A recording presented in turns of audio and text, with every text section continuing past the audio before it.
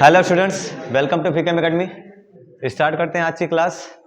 Refraction पढ़ लिया था, लॉज ऑफ रिफ्रैक्शन की बारी आई थी और लॉज ऑफ रिफ्लेक्शन बिल्कुल रिफ्लेक्शन का कॉपी है ना।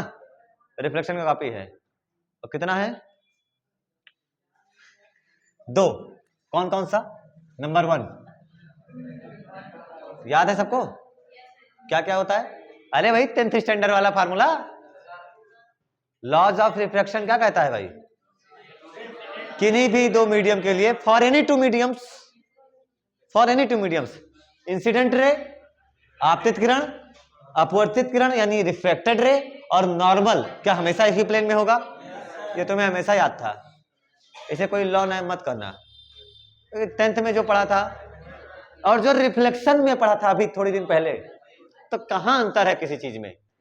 सब सेम ही तो है, लेकिन दूसरा जो था वो तुम्हें फंसाने वाला है। और दूसरा का नाम है क्या चीज? Snell's law. तो मैं लिख रहा हूं फॉर एनी टू मीडियम और मैं पढ़ा रहा हूं आपको स्नेल्स लॉ। ये उतना इंपॉर्टेंट फार्मूला है जो तुम्हारे हर डेरिवेशन में साथ चलने वाला है। हर डेरिवेशन में किसका लॉ है? ये स्नेल का लॉ है। ये आई, ये N1। What is N1 and N2? N1 and N2 refractive index, अपवर्तनांक, पहले मीडियम का और दूसरे मीडियम का। ठीक है। अब यहां पर ये है वास्तविक रास्ता, ओरिजिनल पाथ, इनिशियल पाथ यही तो था। अगर ये मीडियम हटा दो यहां से तो ऐसे ही तो जाएगी, तो ये प्रारंभिक रास्ता। लेकिन ये ऐसे ना जाकर के शायद ऐसे चली गई है कि नहीं है? अच्छा, यहां पर कौन सा एंगल ज्यादा है? आई ज्यादा है कि आर ज्यादा है? इस वाले यहां पर कौन सा ज्यादा है? क्या ये पूरा आई ही है? तो आई से कम हो गया, तो यहां पर जो इस वाले केस में R is less than I। अब इसमें N1 ज्यादा है कि N2 ज्यादा है ये हम नहीं बता सकते कि कौन ज्यादा है। अब आपको लग रहा होगा क्योंकि पढ़ा तुमने, कौन ज्यादा है? N2 था। देखो सारा सबका आंसर याद है कि N2 ज्यादा है। क्यों ज्यादा है आइए जानते हैं। उसको डिफाइन करने के लिए आता है स्नेल्स लॉ और वो बताते हैं for any two medium the ratio of sine of angle of incidence and the sine of angle of refraction. आपतन कोण की ज्या तथा अपवर्तन कोण की ज्या। साइन का मतलब ज्या होता है, साइनोसॉइडल ज्या वक्रीय अल्टरनेटिंग करंट। साइन का मतलब ज्या।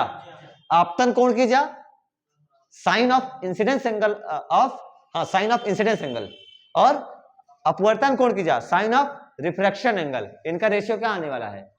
कांस्टेंट आने वाला है। अनुपात नियत रहता है और उसको लिखा गया sine i upon sine r equals to constant, नियत आता है। समझ में आया ना? कांस्टेंट आता है। ठीक है। और यहां पर आपने इस सभी मीडियम में, ये किसी भी दो मीडियम के लिए सत्य है। किसी भी दो मीडियम के लिए क्या चीज है? ये सत्य है। फॉर एनी टू मीडियम, दोनों ट्रांसपेरेंट हो तो आप कहीं भी जाकर के ये लॉ लगा सकते हैं। और ये कांस्टेंट किसके इक्वल आता है भाई? इन दोनों मीडियम की क्वालिटी के ऊपर डिपेंड करता है ये। और उसको लिखने का तरीका है N2 अपॉन N1। ये आता है N2 अपॉन N1। ठीक है। N2 अपॉन, अब ये N2 अपॉन N1 कहां से आया? अब ये तो हमें समझ नहीं आ रहा है। साइन आई तो सामने कौन होना चाहिए था? N1। कौन होना चाहिए था? N1। और साइन आ रहा है तो सामने होना चाहिए था N2, क्योंकि देख ये उल्टा कैसे पढ़ाया जा रहा है। N2 अपॉन N1 क्यों हुआ? इज इक्वल्स टू लिखा जाता है, तुमने कल पढ़ा था V1 upon is equals to lambda 1 upon lambda 2। याद होगा तुम्हें। सब कुछ तो 1 और ये कहां का एंगल? ये किसका है? 1 का या 2 का? 1 1 1, बट ये 2। ये क्या चीज है? इसको और अच्छे से डिफाइन करने के लिए स्नेल्स लॉ को बताया जाता है, उसको समझो ध्यान से। किसी भी मीडियम का रिफ्रैक्टिव इंडेक्स और उस मीडियम का, स्नेल्स लॉ को दूसरे तरीके से कैसे बताया जाता है जो तुम्हें 12th में ही बताया जाता है, 10th में नहीं बताया जाता। किसी भी मीडियम का रिफ्रैक्टिव इंडेक्स यानी अपवर्तनांक n तथा उस मीडियम का एंगल का साइन, उसका जो प्रोडक्ट होगा वो कांस्टेंट होता है। समझो ध्यान से। ये तो ठीक है, 10th में याद कर लो इंफॉर्मेशन के वजह। असली में क्या है वो समझो। किसी भी मीडियम का रिफ्रैक्टिव इंडेक्स, किसी भी मीडियम का रिफ्रैक्टिव इंडेक्स अपवर्तनांक, और उसका गुणा किससे करा दो? उसी मीडियम में जो एंगल है उस एंगल के साइन के साथ। यानी मैं अगर इसको देखूं तो मैं क्या लिख सकता हूं? यानी n गुणे साइन थीटा, n गुणे ये कांस्टेंट रहता है। समझ में आई बात? ये कांस्टेंट रहता है। अब ध्यान से देख, पहले में क्या लिखा जाएगा, n1 sin i, अरे दिखा तुम्हें, n1 sin is equal to क्या लिखा जाएगा, n2 sin r। समझ में आई? ये चीज समझ में आई? ये स्नेल्स लॉ को दूसरे तरीके से कैसे कहा गया, ये है दूसरा लॉ, मतलब है सेकंड लॉ, ये तुम जानते थे बट ये होता है असली में। और वो लिखा गया n1 sin i equal to n2 sin r। अब यहां से sin i by sin r क्या लिखा जाएगा, sin i by sin r क्या लिखा जाएगा, n2 अपॉन n1। आ गया जो तुम्हें तकलीफ दे रहा था। अब n2 बाई n1 क्या है उसको जानोगे, यही तुम्हारा असली लॉ है, यही तुम्हारा v1 अपान v2 है, यही तुम्हारा लेमडा 1 अपान लेमडा 2 है। ये अगर पूरा फार्मूला याद है तो हम इसमें से कुछ भी बता सकते हैं। ध्यान से देख, अगर इसमें से कोई भी 2 दे दे, 3 दे दे, तो क्या चौथा बता सकते हो? इसमें से हो सकता है इन्हीं चारों को रख ले, लेमडा दे दे 1, लेमडा 1 लेमडा 2 v2 दे दे v1 पूछ ले, बता सकते हैं नहीं बता सकते हैं? रिफ्रैक्टिव इंडेक्स दे दे, मीडियम का रिफ्रैक्टिव इंडेक्स n2 n1 दे दे, v2 दे दे, v1 पूछ ले, बता सकते हैं, कुछ भी बता सकते हैं अगर मुझे ये फार्मूला याद रहता है और साथ में अगर ये याद रहेगा तो मेरे सारे और भी सवाल लग सकते हैं। इसलिए असली स्नेल्स लॉ ये है। और डेफिनेशन अगर तुम लिखना चाहते हो तो डेफिनेशन वही है जो घिसी-पिटी है। क्या लिखोगे, for any two medium the ratio of sine of angle of incidence and sine of angle of refraction is always remains constant. किन्हीं दो माध्यमों के लिए आपतन कोण की ज्या तथा अपवर्तन कोण की ज्या का अनुपात सदैव नियत रहता है। जब आपतन कोण की ज्या लिखना तो ब्रैकेट में साइन आई लिख देना, ठीक है। किन्हीं दो माध्यमों के लिए आपतन कोण की ज्या तथा अपवर्तन कोण की ज्या, for any two medium the ratio of sine of angle of incidence, किन्हीं दो माध्यमों के लिए आपतन कोण की ज्या तथा अपवर्तन कोण की ज्या, for any two medium the ratio of sine of angle of incidence and sine of angle of refraction, किन्हीं दो माध्यमों के लिए आपतन कोण की ज्या तथा अपवर्तन कोण की ज्या का अनुपात सदैव नियत होता है। The ratio of sine of angle of incidence and sine of angle of refraction always remains constant. दूसरा लिखो, किसी माध्यम का अपवर्तनांक the refractive index of any medium, sorry हाँ ऐसे लिखो,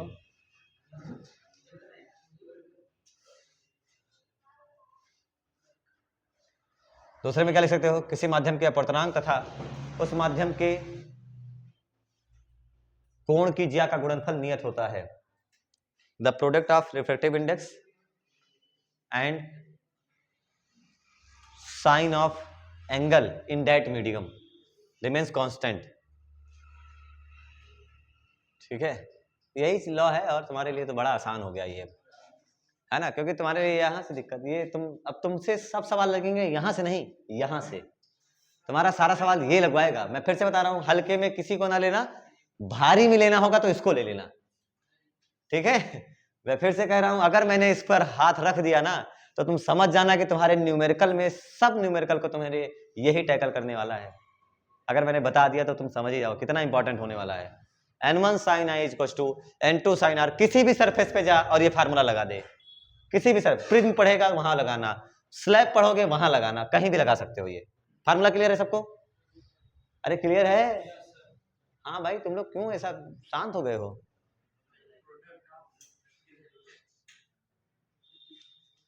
चलो इधर देखें क्या लिखा, the product of refractive index and sine of angle is remains constant. अब फिर ये लिख देना, कितना बढ़िया फार्मूला, मिटा दें। समझ में आ चुका है सारा फार्मूला? याद रह जाएगा? हाँ, याद रहना बहुत जरूरी है भाई, फार्मूले के साथ कोई गद्दारी नहीं। अब इसमें तुम्हारे पास, तुम बाकी सब जान रहे हो ना? क्यों बेटा, बाकी सारी चीजें तुम्हें पता है ना? क्या तुम्हें v1 v2 पता है? v1 v2 क्या चीज है? पहले मीडियम में स्पीड, दूसरे मीडियम में स्पीड, लेमडा 1 लेमडा 2, पहले मीडियम में लाइट की वेवलेंथ और दूसरे मीडियम में लाइट की वेवलेंथ, दोनों बातें पता है। अब नया हमारे सामने निकल के आता है n2 और n1, तो तुमने लिखा sine i by sine r is equal to n2 upon n1। What is n2 upon n1? This n2 upon n1 is also known as 1n2। इसको और क्या लिखा जाता है? 1n2। जैसे कि 1 N2 का मतलब अब इसे पढ़ेंगे कैसे, ध्यान से देखो अपॉन में क्या है, N1 अपॉन में क्या है N1। तुमने अभी थोड़ी देर पहले मैग्निफिकेशन आवर्धन पढ़ा था, तो तुमने लिखा था वस्तु के आकार के सापेक्ष साइज ऑफ ऑब्जेक्ट नीचे रखा था जिसके रिस्पेक्ट में रखते हो, याद होगा तुमको, है कि नहीं है। जैसे तुमने पढ़ा था speed equals to distance upon time, distance travel in per unit time, है कि नहीं है। Distance travel with respect to time is called speed. तो जिस विद रिस्पेक्ट टू जिसको सम्मान देना होता है उसे नीचे रख दिया जाता है। फिजिक्स में थोड़ा उल्टा है क्या, ऊपर रखना चाहिए था, जिसको रिस्पेक्ट देनी होती है उसको कहाँ रख दिया गया, नीचे, और बल्कि उसको कहाँ रखना चाहिए था, ऊपर। लेकिन नहीं, ये सम्मान दे रहा है, जाओ तुम ऊपर, ये अच्छा है, ऐसा समझ, है कि नहीं भाई, जेंटलमैन, वो सम्मान दे रहा है, आप बैठ जाइए ऊपर, डिस्टेंस को रख दिया ऊपर। वैसे ही इसको अगर पढ़ोगे तो क्या पढ़ोगे, किसके रेस्पेक्ट में बताओ, N1 के रेस्पेक्ट में पढ़ा जाएगा या N2 के रेस्पेक्ट में, N1 के रेस्पेक्ट में, वेरी गुड। तो इसको कहा जाएगा refractive index of second medium, refractive index of second medium with respect to first refractive index of first medium 1, या इसको शॉर्ट में केवल क्या बोला जाता है, refractive index of second medium with respect to, यहां हटा दिया जाता है ये और सीधे बोल देते हैं फर्स्ट मीडियम। तुम्हारे सामने लिखा है N2 अपॉन N1, मतलब इसे बताया जाएगा पहले माध्यम के सापेक्ष दूसरे माध्यम का अपवर्तनांक, ये बोल दिया जाता है। अब ऐसे ही इसको और तुम्हारे लिए और कठिन बनाना हो तो क्या लिख सकते हैं, ANG, क्या लिख दिया गया, जहां हवा है A एयर है, G ग्लास है, तो आप इसको लिख सकते हो सर NG अपॉन NA, अरे लिख सकते हो क्या, हाँ, तो NG अपॉन, अब इसे पढ़ोगे क्या, हवा के सापेक्ष कांच का अपवर्तनांक, हवा के सापेक्ष कांच का अपवर्तनांक, या फिर इंग्लिश में लिखोगे तो refractive index of glass, English में ये पहले बोलते हैं और ये बाद में बोला जाता है। देखो तुम्हारे सामने, देखो तुम लोग पहले क्या बोलते हो, हिंदी वाले हवा के सापेक्ष, पहले हवा के सापेक्ष बोल देते हो, और उसमें क्या बोला जाता है, ध्यान से देखो, जिसको सापेक्ष में उसको बाद में रख दिया जाता है। तो इंग्लिश में कुछ अलग ही होता है, और इसे कहा जाता है कांच का अपवर्तनांक किसके सापेक्ष, हवा के सापेक्ष, तो refractive index of glass with respect to air. ऐसे तुम्हारे पास WNG आएगा, तो WNG को क्या पढ़ोगे, किसका अपवर्तनांक, W फॉर वाटर, पानी जल, और G फॉर ग्लास कांच। तो अब इसको अगर मैं पढ़ूंगा तो मैं तो यही पढ़ूंगा, क्या चीज पढ़ा जाएगा, refractive index of glass with respect to water, बस जल के सापेक्ष कांच का अपवर्तनांक। समझ में आ रहा है लिखने का, न्यूमेरिकल में लिखा मिलेगा तो समझ पाओगे, डिकोड कर पाओगे। कांच के सापेक्ष बोलेगा, जिसके सापेक्ष बोलेगा उसको नीचे पटक देना, जल के सापेक्ष बोला तो कहां रख दिया, बस जिसके सापेक्ष बोलेगा उसको हमेशा नीचे रख देना। अब बताइए, एक ऐसा अपवर्तनांक तुम्हारे पास आता है जो तुमने कभी देखा भी नहीं है और उसको ऐसे लिखा जाता है, ध्यान से देखो, ऐसे लिख दिया मैंने NG इक्वल्स टू 1.5, वैसे अब इतना होता भी है, केवल क्या लिख दिया गया, NG इक्वल्स टू 1.5, ये हो सकता है ऐसे लिखा मिले N इक्वल्स टू 1.5। अब ये हमारे पास क्या है सर, इसमें तो ना तो सही ANG लिखा है और ना सही WNG लिखा है, और ना कहीं A और ना G, कुछ नहीं लिखा है। हाँ, लेकिन ये जरूर बोला होगा कि ये कांच का है, ये ग्लास का है, ये जरूर बोला होगा। तो ये तो अगर कांच का बोला है तो ये तो G लगा ही दूंगा, है कि नहीं है। लेकिन आगे वाला तुम्हें क्लियर, और ये जो तुम्हें डायरेक्ट दिया जाता है इसको कहते हैं एब्सोल्यूट रिफ्रैक्टिव इंडेक्स। कैसा एब्सोल्यूट, निरपेक्ष अपवर्तनांक, एब्सोल्यूट रिफ्रैक्टिव इंडेक्स। बाकी ये सब सापेक्ष है, आप इसको किस में बता रहे हो, जल के सापेक्ष, है कि नहीं है। और अभी मैं W ऊपर कर दूं, G नीचे कर दूं, तो तुम कांच के सापेक्ष बोलोगे, हवा के सापेक्ष बोल रहे हो कि नहीं बोल रहे हो। तो ऐसे केस में आप तो सापेक्ष, ये सब रिलेटिव रिफ्रैक्टिव इंडेक्स है जो ऊपर वाले पढ़ रहे हो। ऊपर वाले कौन से रिफ्रैक्टिव इंडेक्स कहलाते हैं, रिलेटिव, सापेक्षिक अपवर्तनांक कहलाते हैं। लेकिन नीचे वाला अगर केवल ऐसे लिखा मिल जाए तो आप क्या नाम दोगे इसका, निरपेक्ष अपवर्तनांक। निरपेक्ष अपवर्तनांक में किसके रिस्पेक्ट में बताया जाता है, तो तुम कहते हो निर्वात को, वैक्यूम को, किसको, एब्सोल्यूट रिफ्रैक्टिव इंडेक्स तुम्हारे सामने दे दिया गया कि कोई कांच है उसका रिफ्रैक्टिव इंडेक्स है 1.5, तो तुम समझ जाना ये उसका एब्सोल्यूट रिफ्रैक्टिव इंडेक्स है और किसके रिस्पेक्ट में बताया जा रहा होगा, निर्वात के। कांच को ले जाकर के निर्वात में तो पढ़ा नहीं जाएगा।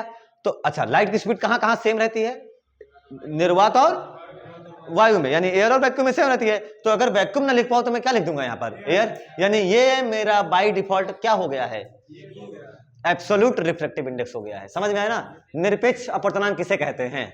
जब हम किसके सापेक्ष बताने लग जाएं, बस वायु या फिर निर्वात के। और बाकी सब तुम्हारे पास एक मीडियम का दूसरे मीडियम के सापेक्ष, उसको तो हम सापेक्षिक अपवर्तनांक कहते हैं। दोनों में डिफरेंस समझ में आया? सापेक्ष कब होगा और निरपेक्ष कब होगा? सापेक्ष कब होगा? जब आप दो मीडियम की बात करोगे। और निरपेक्ष कब होगा? जब पहला मीडियम की तो बात कर, बट दूसरा क्या ले ले, निर्वात या फिर वायु। तो तुम्हारे सामने दो रिफ्रैक्टिव इंडेक्स हैं। अगर तुम्हारे सवाल में ये दिया रहेगा तो तुम घबराना मत, हमेशा ग्लास का दे दिया तो हमेशा क्या रख देना, Ng, और आगे क्या चिपका देना, Ng, हमेशा आगे क्या चिपका देना, एयर। समझ में आ गया? निरपेक्ष अपवर्तनांक क्लियर हुआ सबको? ये दो तरीके का अपवर्तनांक, एब्सोल्यूट और रिलेटिव, ये दो तरीके का, और दोनों तुम्हारे दिमाग में बात बैठी होनी चाहिए, फिर तो न्यूमेरिकल तुम उड़ाओगे ही। अब आप यहां ध्यान से देखो, कौन सा मीडियम रेयर है, कौन सा डेंसर है? रेयर डेंसर के बारे में क्या ख्याल है? रेयर डेंसर के बारे में क्या ख्याल है भाई? क्या ख्याल है रेयर डेंसर के बारे में? पहला वाला, दूसरा वाला, पहला रेयर है, दूसरा डेंसर है। कैसे पता चला? लाइट बेंड्स टुवर्ड्स, ऐसे नहीं बताते आप लोग, ऐसा मत बताना, मैं जो बता रहा हूं वो समझो। जब तक रिफ्रैक्टिव इंडेक्स ना पता चले ना, रेयर डेंसर मत बोलना। बाकी वो बात बिल्कुल सही है कि अगर बेंड हो जाएगी नॉर्मल की ओर तो 100% वो डेंसर होता है। अरे होता ही नहीं होता है वो तो 100, अरे कौन होगा भाई डेंसर? अगर नॉर्मल की ओर बेंड हो गई तो कौन होगा? ये मीडियम डेंसर ही तो होगा। और ये डायग्राम ना बनाया गया हो तो तब तुम किस पे आओगे? N1 और N2 पे। जो ज्यादा होगा वो डेंसर होगा। N1 and N2 refractive index is the quality of medium, जो प्रॉपर्टी डिफाइन करता है कि कौन रेयर बने, कौन रेयर होगा, कौन डेंसर होगा। तो अगर N1 ज्यादा है तो वो डेंसर, और N2 ज्यादा है तो वो डेंसर। सीधी सी बात है। यहां वाले सवाल में अगर मैं देखूं तो कौन सा एंगल कम है, कौन सा एंगल कम है, I या R? R। और मेरे पास एक फार्मूला लिखा जाता है, वो फार्मूला आपको याद होगा, स्नेल लॉ का फार्मूला कोई सुनाए? Sine A upon sine R equals to N2 upon, मैं लिख रहा हूं N1 sine I equals to N2 sine R। Clear है सबको? ये दोनों बराबर होगा या कम ज्यादा होगा? फॉर एनी टू मीडियम ये दोनों बराबर आना चाहिए। सोच ध्यान से, अगर N1 कुछ भी है, N1 कुछ भी है, मुझे नहीं पता, N1 कुछ भी है, साइन I देख के क्या लग रहा है? क्या साइन I ज्यादा है? Sign I। N2 कुछ भी है, मुझे सही से पता नहीं है, साइन R कम है या ज्यादा है? कम है साइन R। इसको ऑब्जर्व करना जो मैं पढ़ा रहा हूं तुमको। अब अगर मैं आगे देखूं, साइन I ज्यादा है और साइन R कम है, तो ऊपर रखो साइन I, ऊपर क्या रखो, और नीचे क्या रखो? Sine R। नीचे क्या रखा मैंने? साइन R, है ना? वो कहीं जा नहीं रहा बेटा, दुनिया तुम्हारी यहां है, तुम वहां क्यों तलाश रहे हो? साइन I ज्यादा है, साइन R कम है, तो sine I upon sine R is equal to N2 और N1 के बारे में मुझे अभी कुछ भी पता, कौन ज्यादा है कौन कम मुझे कुछ नहीं पता, बट डायग्राम देख के क्या लग रहा है? साइन I ज्यादा, साइन R कम। मैं लिखने की कोशिश कर रहा हूं, क्या लिखा जाएगा? N2 अपॉन, बताओ ये एक से बड़ा आएगा एक से छोटा आएगा? एक से बड़ा एक से छोटा, एक से बड़ा एक से छोटा। क्या साइन I देखने में बड़ा लग रहा और क्या साइन R छोटा है? तो क्या वैल्यू एक से बड़ी है? एक से बड़ी तब होगी जब साइन I बड़ा होगा और साइन R जो कि है। तो अगर ये एक से ज्यादा आया तो इसको भी एक से ज्यादा आना पड़ेगा, एक से ज्यादा आना पड़ेगा, और तब आएगा जब कौन बड़ा होगा? N2 बड़ा होगा, N2 बड़ा होगा और N1 कम होगा। N2 ज्यादा है तो फिर इसलिए ये नॉर्मल की ओर बेंड भी हो रही है। रिफ्रैक्टिव इंडेक्स अगर ज्यादा होगा तो वो रे को अपनी ओर बेंड कराएगा। फिर यहां से आपको दो बातें बताई जाती हैं, और वो दोनों बातें क्या चीज हैं? अगर रेयरर से डेंसर जा रही, अब पक्की बात है कि N2 कौन सा हो गया? सघन। अरे हुआ कि नहीं हुआ? अरे तुम्हारे सामने N2 ज्यादा आया भाई, देख लो, N2 ज्यादा है कम आया? ज्यादा। और ये N1 कम आया तो क्या हो गया? रेयरर। तो यहां से जो कॉन्सेप्ट नजर आया वो क्या है?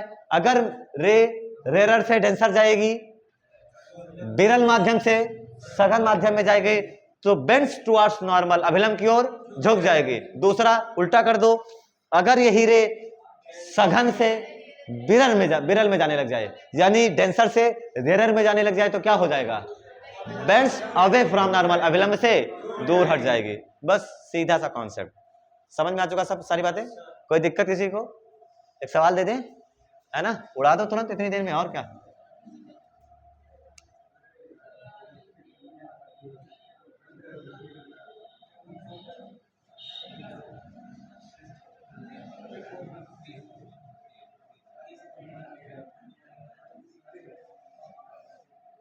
N2 का रिफ्रैक्टिव इंडेक्स बताइए। N2 की value, find the value of N2।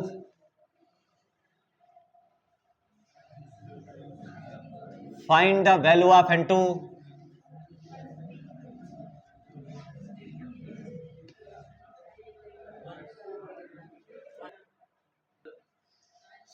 सवाल किस कॉन्सेप्ट से लगाया? Sine i by sine r छोड़ दो, sine i by sine r का साथ छोड़ दो। N1 sine 60 is equal to N2 sine 30। N1 कितना? N1 कितना? क्या एयर का 1 होता है, ग्लास का 1.5 और वाटर का 1.33। तुम्हें याद ही नहीं है सब? नहीं याद है तो लिख लो। N ऑफ एयर, हवा का रिफ्रैक्टिव इंडेक्स क्या ले लेना? 1। वैक्यूम का 1 होता है, एयर का 1.0000 10 20 पीढ़िया जीरो लगा लेना, मतलब 2-3 जीरो आता है बस। N एयर कितना आया? 1। N ऑफ ग्लास यानी कांच 1 लेकिन न्यूमेरिकल को कभी कभी आसान बनाने के लिए हम लोग क्या लिखते हैं? 3/2। न्यूमेरिकल को कभी कभी आसान बनाने के लिए हम लोग क्या लिखते हैं? 3/2 कभी कभी जरूरत पड़ती है। अच्छा, N ऑफ वाटर तो 1.33, लेकिन फिर न्यूमेरिकल को आसान बनाना है तो हम लोगों का कितना लिख देते हैं? 4/3। इससे हमारे न्यूमेरिकल कभी कभी आसानी से लग जाते हैं, डेसिमल वाले मल्टीप्लिकेशन से बच जाते हैं, है ना। मल्टीप्लिकेशन डिवीजन परेशान करता है। 10 हमेशा यही रखना 3/2। और ये कैसा रिफ्लेक्टिव इंडेक्स तुमको दिया है मैंने? निर्वात या ये भी निर्वात एक सापेक्ष है, एब्सोल्यूट है, सब एब्सोल्यूट है यानी निरपेक्ष अपूर्णांक है। आप सबको आप किसके रेस्पेक्ट में ले सकते हो? एयर, सबको एयर के या फिर सबको वैक्यूम के, जो आप पे डिपेंड करता है कि आपके कैसे है। चलो साइन 60 वैल्यू आती है। हाँ, N1 कितना?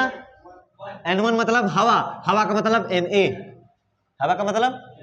और अगर मैं इसको लिख देता कि ये ग्लास है, क्या है? ग्लास है, तो मैं यहां लिखता Ng। क्या लिख देता? Ng। अब Na कितना? 1। साइन 60 √3/2 इक्वल टू Ng पता नहीं, साइन 30 1/2, 2 से 2 गया, Ng में कितना आया? Ng कितना आया? √3। आसान था, कर पाए थे ना सब लोग?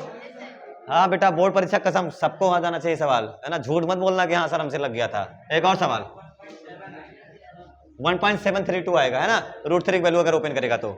चलो अगला सवाल।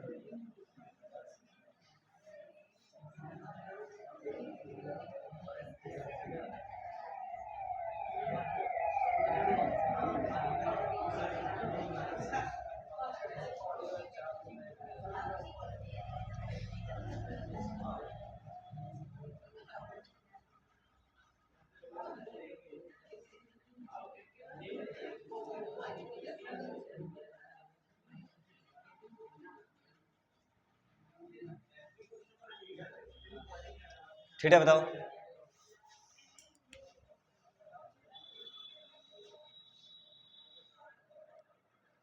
जल्दी करो। 60। थीटा बताइए, सब लोग बताओ। अरे थीटा कितना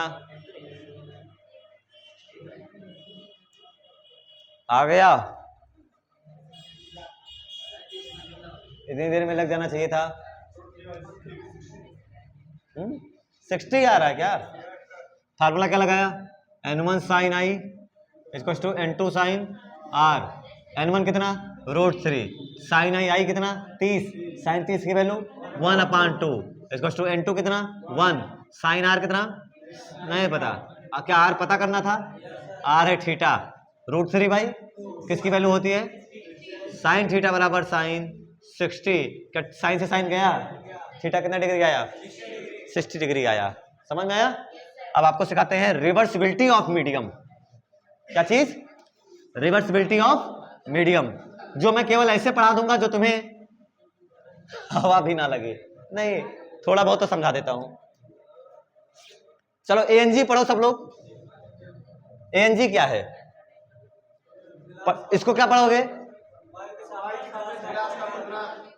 reflective index of glass with respect to air, कांच सॉरी हवा के सापेक्ष, ठीक है। इसको लिखोगे क्या, क्या लिखोगे, अच्छा अच्छा एक सेकंड बताओ, आपने जो इसको बोला कि हवा के सापेक्ष कांच का अपवर्तनांक, क्या ये जस्ट उल्टा होगा, 1 बटा कांच के सापेक्ष हवा का अपवर्तनांक, अच्छा ये मेरा सवाल, क्या ये बराबर होगा GNA के, सही या गलत, गलत ना, किसके बराबर होना चाहिए, क्यों,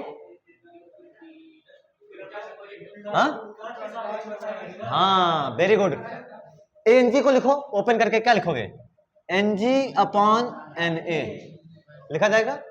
दूसरा तुम्हारे पास, तुम इसको उल्टा करके लिखो, एएनजी के बजाय तुम लिखो GNA, क्या चीज बताओ, GNA को ओपन तोड़ोगे क्या लिखा जाएगा, NA/NG, अरे यही तो लिखोगे NA/NG, दोनों का मल्टीप्लाई कराओ,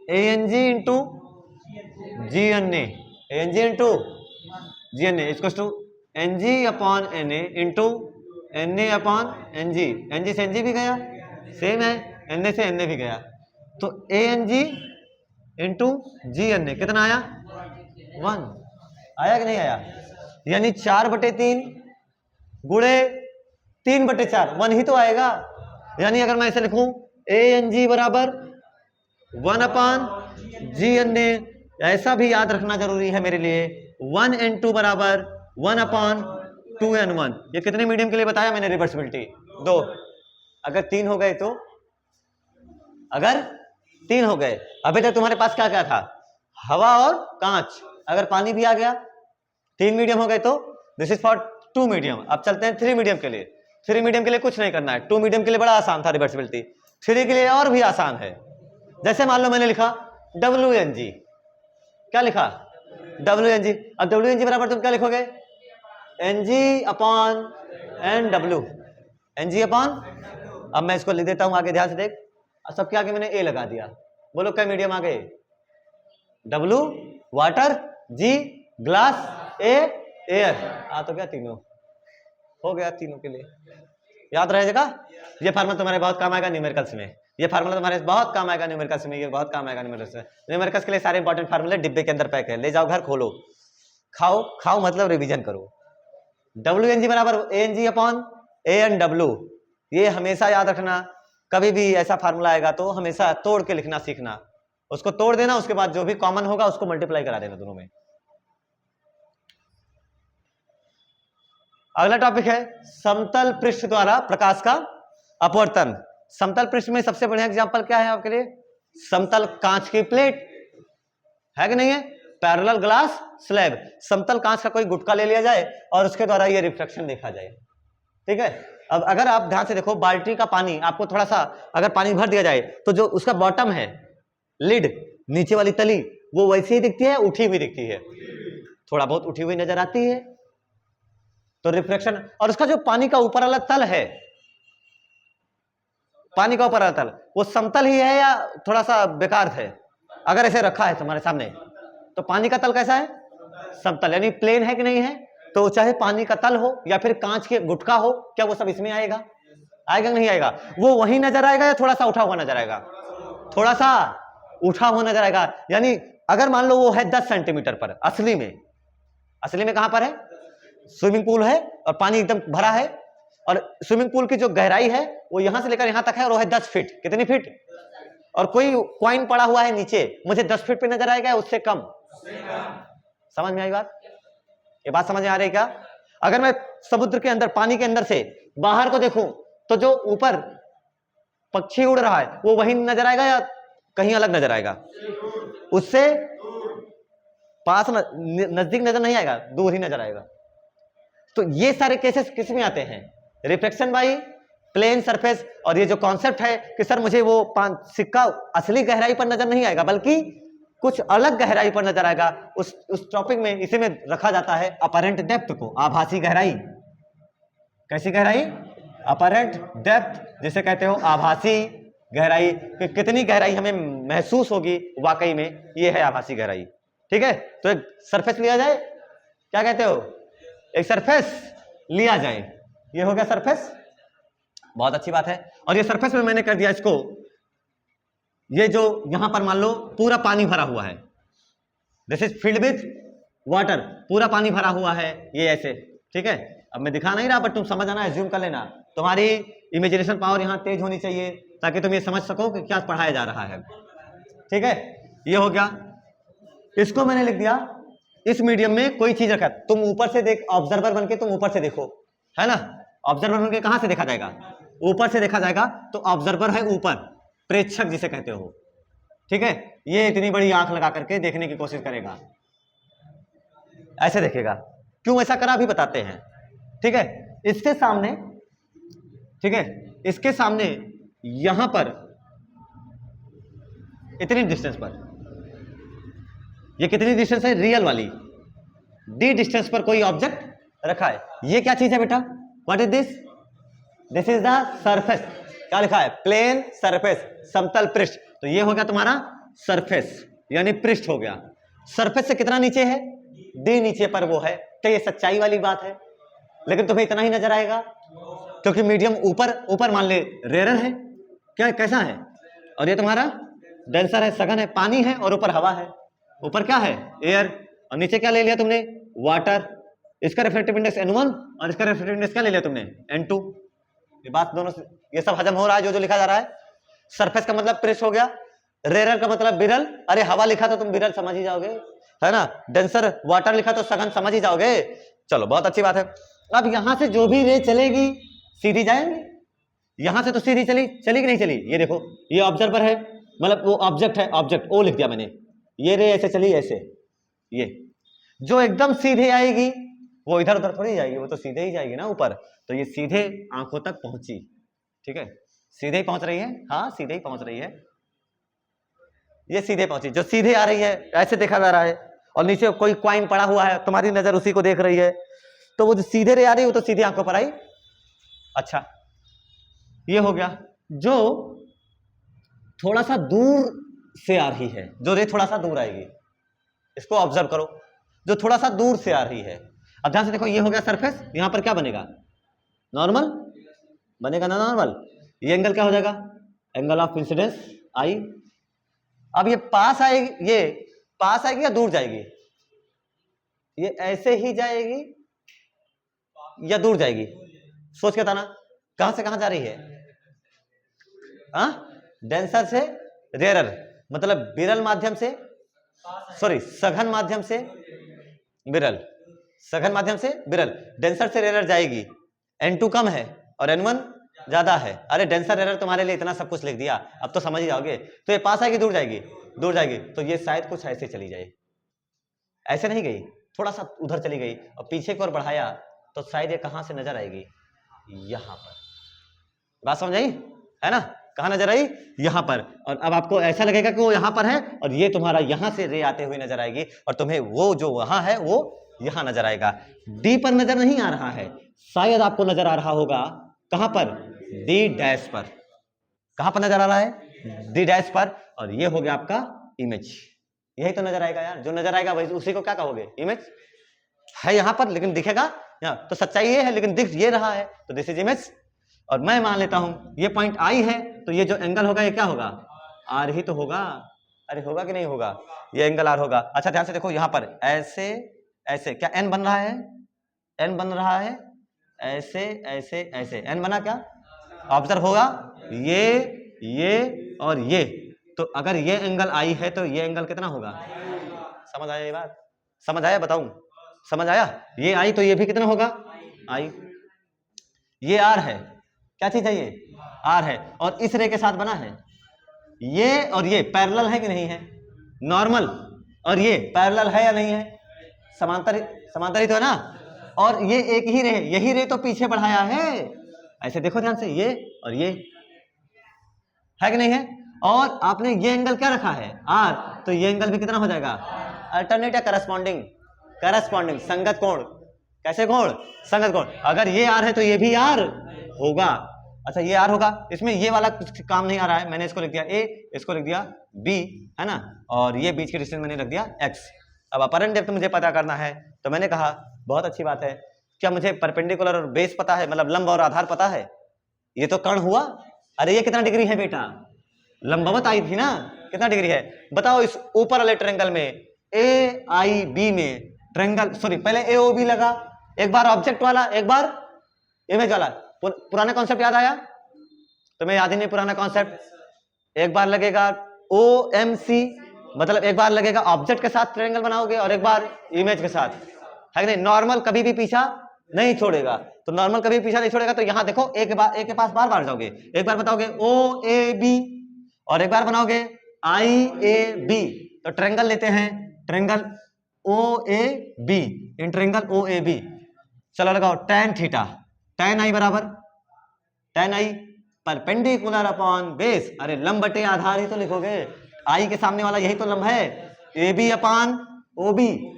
ए बी अपॉन ओ बी, यानी X upon D, X upon D, अरे समझ आया। दूसरा ट्रायंगल देख, इन ट्रायंगल,